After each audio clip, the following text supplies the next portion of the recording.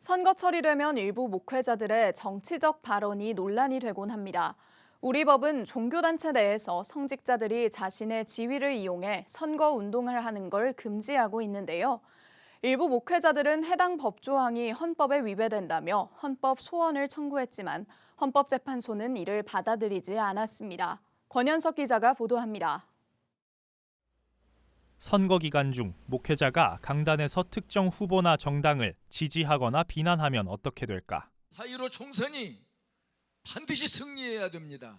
우리 의원님 이번에 꼭 당선되셔야 됩니다.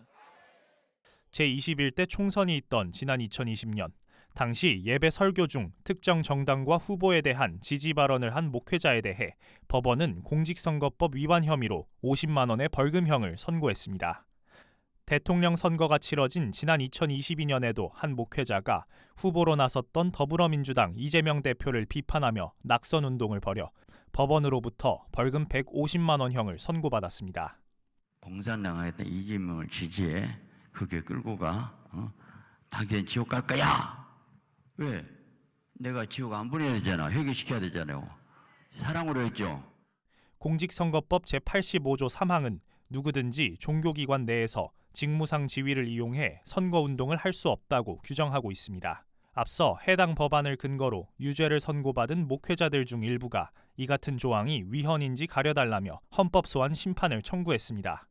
하지만 최근 헌법재판소는 참여재판관 전원 일치로 해당 조항에 대한 합헌 결정을 내렸습니다. 헌재는 종교단체 안에서 성직자의 영향력이 큰 만큼 선거운동을 금지하는 것이 공정성을 확보하는 방법이라고 판단했습니다.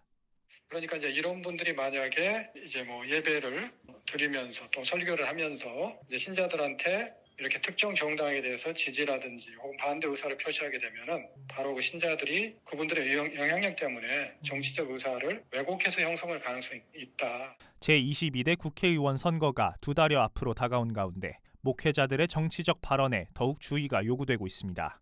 기독교계 공명선거운동을 펼쳐온 단체들은 목회자들이 특정 후보나 정당을 지지하거나 비난하는 대신 성도들의 선거 참여를 독려하고 공정한 선거를 위해 기도해 주길 바란다고 당부했습니다. 또 교회는 교회 본연의 기능을 잘 할 수 있도록 하기 위해서 특정 정당과 지지를 유도하거나 반대하는 발언을 해서는 안 된다. 그러나 이제 적극적으로 선거에 관심을 갖고 투표도 참여하고 공명선거 할 수 있도록 그런 일에 종교계 특히 교회가 앞장서야 되겠죠. 한편 기독시민단체들은 다가오는 총선에 대비해 목회자와 성도들의 공정한 선거 참여를 돕기 위한 자료를 제작하고 이를 각 교회에 배포할 계획입니다. 구티비 뉴스 권현석입니다.